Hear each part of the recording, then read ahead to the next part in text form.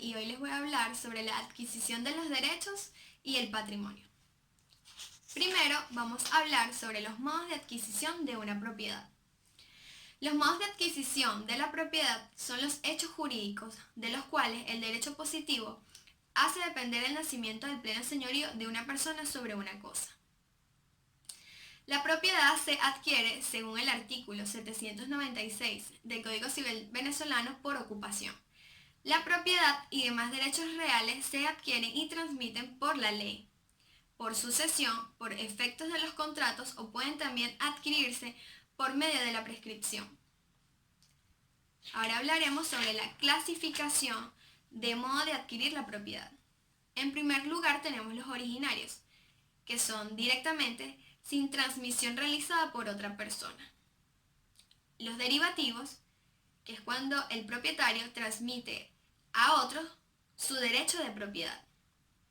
Por ocupación, que es un acto por el cual una persona se apodera de una cosa que no le pertenece a nadie.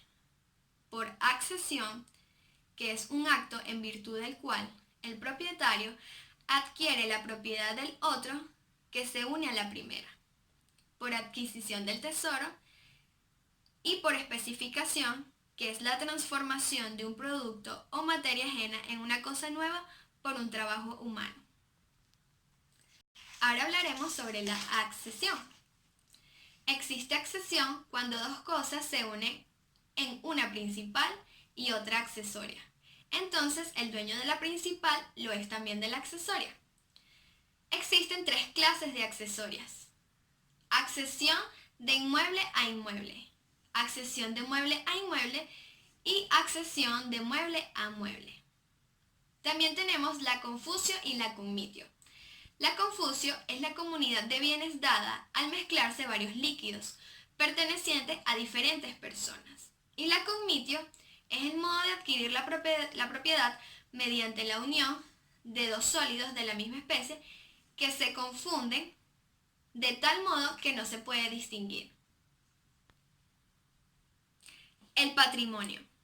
Para Betti, el patrimonio es el conjunto de las posiciones jurídicas activas apoyadas en un sujeto. Elementos del patrimonio. En primer lugar, tenemos su composición como conjunto unitario de derechos y de obligaciones, entendida como la concurrencia en bloque unidos entre sí por algún elemento de derecho o de hecho afectando a un fin determinado. También tenemos su significación económica y pecuniaria, ya que solo las relaciones jurídicas de carácter pecuniario forman el contenido del patrimonio. En tercer lugar, su atribución a un titular como centro de sus relaciones jurídicas, porque para que exista derechos y obligaciones debe existir un titular de ellas. Ahora hablaremos sobre los derechos reales. Los derechos reales son obligaciones reales y acciones reales, es decir, todos los procedimientos judiciales para establecer el cumplimiento de una obligación. Su ejercicio es sobre una cosa corpórea, de dominio pleno y completo. Por naturaleza, estos derechos son absolutos y ejercen como erga omnes, es decir, contra cualquiera que lo tenga. Los derechos reales pueden clasificarse en dos grandes categorías. La primera, los que se ejercen sobre la cosa propia, y la segunda, los que se constituyen sobre la cosa ajena. Los derechos personales.